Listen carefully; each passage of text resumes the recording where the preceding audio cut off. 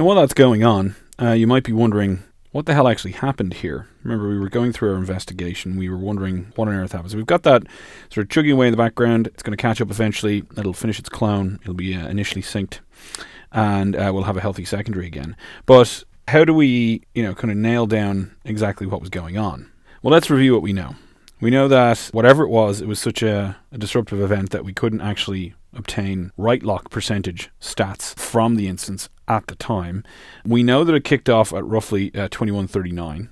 Okay, so we have like a few minute window that we actually have to check on. And we know that it basically stopped this entire instance from applying any operations, which you can see in the off counters REPL here.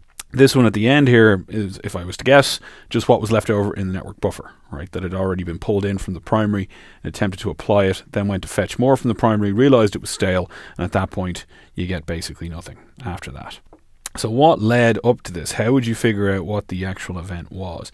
So we've already eliminated our red herring back here. We know that's not it. We never eliminated the other two smaller events. They look very, very similar. So it looks like we might actually have, sort of 3 data points to go on here, particularly when we go down and look at the lock percentage piece.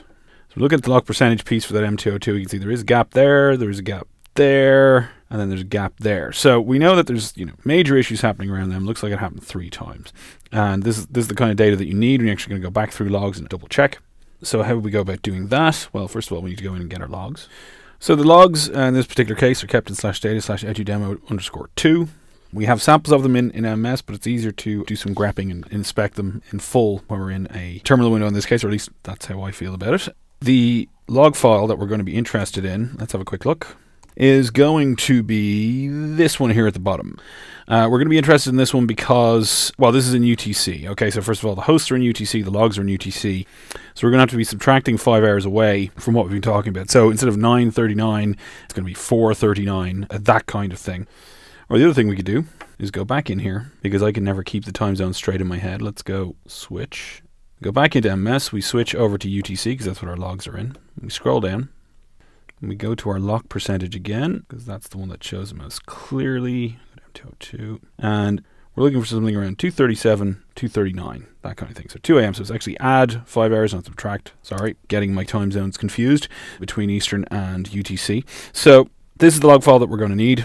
It's in UTC. So we're looking for something around 237, 239 in the morning. So let's have a look. So I've skipped down to 2:30 in the morning, just doing a simple search through this. That's why that piece is highlighted. We'll scroll on a little bit because we know it happened more towards sort of 2:37, 2:39. Don't see anything obvious here. And there really doesn't seem to be a whole hell of a lot going on there, does there? There's no smoking gun at 2:39. And we know that the next thing is that it finished around 4 hours later. So let's skip on to that then. And here it is. This is our smoking gun right here. So there was nothing at the start, and that can be an interesting consequence of how MongoDB logs certain things, right? So, for example, a slow operation is only logged after it completes. Okay, so it has to actually finish so that certain things can be recorded.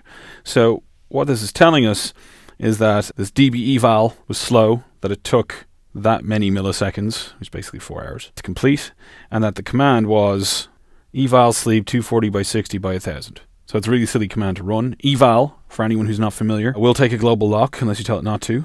And if you run sleep for 4 hours, it will just sit there and hold the global lock for 4 hours, and nothing else can happen on the instance. So that was me. That was me doing the tinkering. This is the evidence of it. 4 hours later, this is the consequence of it. So this is the reason why it happened. This is why you couldn't get lock percentage from here. And in fact, if you go back to the older events, the ones that only lasted for an hour, that was me trying it out to see how long it would take to make it fall off the end of the op log.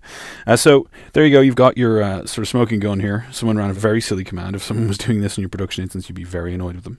So that's sort of the investigative part. You used MMS to figure out your sort of time frames, where to look for your 4 hour window in this case for the big event. You could have gone back and looked for the smaller ones. It would have been the same thing with a slightly different sleep command. Find your smoking gun. This is your post-mortem.